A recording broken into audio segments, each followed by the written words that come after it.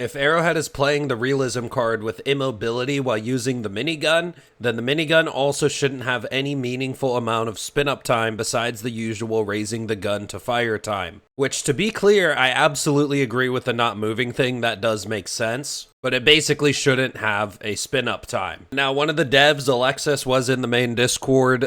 Someone asked if the minigun... Someone was hoping the minigun would have a 1 second wind-up time, because I guess it needs to be balanced, and they confirmed it has a half-second wind-up time. Now, basically how a minigun works IRL is that it doesn't have any wind-up time. What it does have is a slower fire rate when you're first firing it, and it takes a few seconds for the barrels to start spinning really fast to get that max fire rate. Miniguns use electric motors, and even in the real world, they don't have a meaningful amount of spin-up time with real technology, much less whatever unfathomably democratic tech we have in the super future. There absolutely would be the amount of time it takes to raise a gun that heavy into firing position from moving and bracing yourself for the recoil, and that time would be more than enough for the barrels be ready to fire. Do not let the developers get away with yet more immersion breaking, unequal realism where it only applies if it hurts the player. Let this game finally be a game that gets a minigun that feels like a modern minigun in all its glory.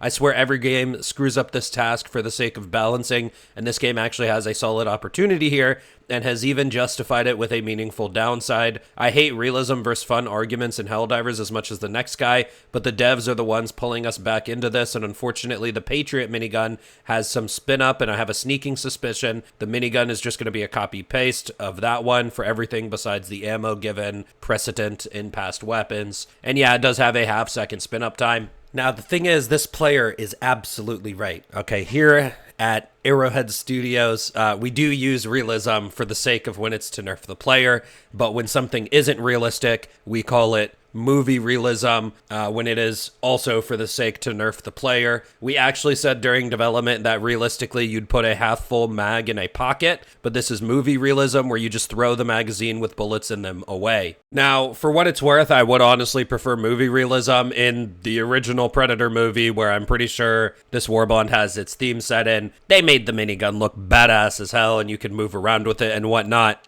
But then for some reason, when it comes to the actual minigun that we get in the game, we have this message from Pilestat a year ago. There are things we want to do before that. Miniguns as a carried weapon are notoriously problematic. You can see this in every video of people hip firing a minigun. They are more or less thrown backwards by the insane recoil.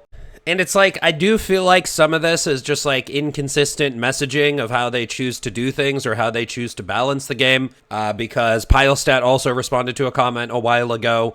Someone was memeing and said, no, it's about realism. And Pilestat responded and said, it's about verse similarity, believability, and internal consistency. It needs to adhere to what is perceived as makes sense. When it doesn't, we break the illusion and the creativity of players. And that's the thing that's going to go on here for a niche amount of people. You know, a lot of people are just going to try the minigun and they're going to just love it no matter what. But some people actually enjoy a minigun that doesn't have the spin-up time. I remember I posted a Far Far West video, and Appa commented and said, is that a minigun that fires a bullet immediately when you pull the trigger in a 2025 video game? Holy fucking based. And like I said, it's just a certain niche amount of people who are only even going to care about this.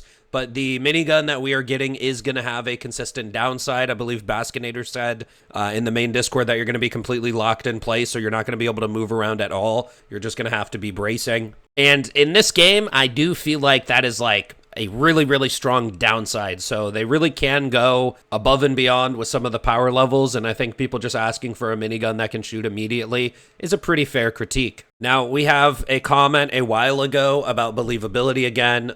Someone said Melee definitely needs a buff. Throwing knives are functionally fine. They just don't do a lot of damage. And Alexis said, to be honest, we're already bending the rules of believability a lot. A throwing knife deals an insane amount of damage and can kill a gigantic bug the size of a polar bear.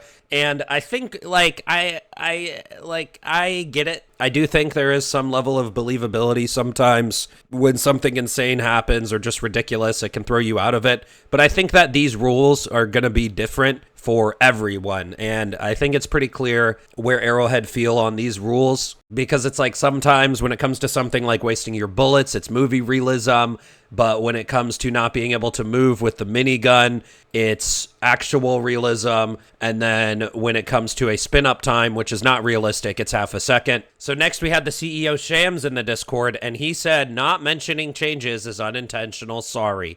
And user Skipper responded to him and said, even with the very particular fire changes that affected only one gun, the one you were making jokes with, how it's not going to be changed. Yeah, that was awkward. And if you didn't know, he's clearly referring to the Coyote. Shams was making memes about the Coyote. It was hitting headlines before it got nerfed because people were baby raging on the Reddit, asking for it to not be nerfed. And Shams gave a real political answer here. Let me move my head out of the way.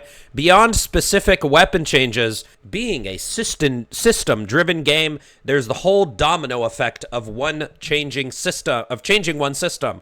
What you perceive is weapon X is the combination of system A, B, C, and D interacting. So sometimes it's hard to track everything fully and share with you all. Yes, here we are, the CEO of Arrowhead Game Studios. This is a system-driven game. Sometimes it's hard for us to fully track everything and share with you all. But it seems I forgot one thing. I forgot that my own developers admitted we nerfed the Coyote last month. So what did you change with the Coyote? Let's see. Where is it? Where did you put the Coyote? Where did I put the Coyote? Did you put it at the... Oh, wait. Where did we put the Coyote? That's so weird. Yeah. But interesting. Apparently, we forgot to change the Coyote. Oh my God, we forgot to change it. We forgot to change it, guys. We just forgot to touch the Coyote. And then in the live stream later, after the patch notes came out where we said we didn't touch it, we say, oh, well, actually, it could set things on fire in one shot, and we just didn't want it to do that, but we tried to keep it intact. I felt like the weapon also enabled that you could... Like if you have an incendiary breaker or like the cookout, you use it to put enemies on fire, right? Makes sense. It's also a shotgun. The Coyote kind of did that by one bullet and sometimes like two, and so we didn't want to touch as little as possible with that weapon, but without it being basically the cookout and the incendiary breaker, but better. So when it takes one bullet to put stuff on fire, it comes a firing click, and then it dies. Okay, that's enough. So the thing is, it's just like, I feel like he just wasn't in the loop. He just didn't know. Maybe he turned off his YouTube recommendations because a couple of YouTubers have been clickbaiting him a lot recently and using him as rage bait. So maybe he just turned off the YouTube recommendations. He just hasn't been in the loop the last month. Maybe he's been playing Arc Raiders and flying helicopters in BF6. And then he just logged back in to talk to some people and kind of forgot that they actually admitted to stealth nerfing it last month, and then just gave his PR speak about how, oh, it wasn't intentional, we didn't nerf it, but he just forgot that they already admitted to it. So next we had a podcast from Pilestat talking about how Helldivers was tricking you into buying a milsim and making you think you just bought a horde shooter. So Helldivers 2, in a lot of ways, was the thought of like, can we get people to play a third-person game but tricky, or play a milsim while just tricking them that it's a regular horde shooter? Yeah.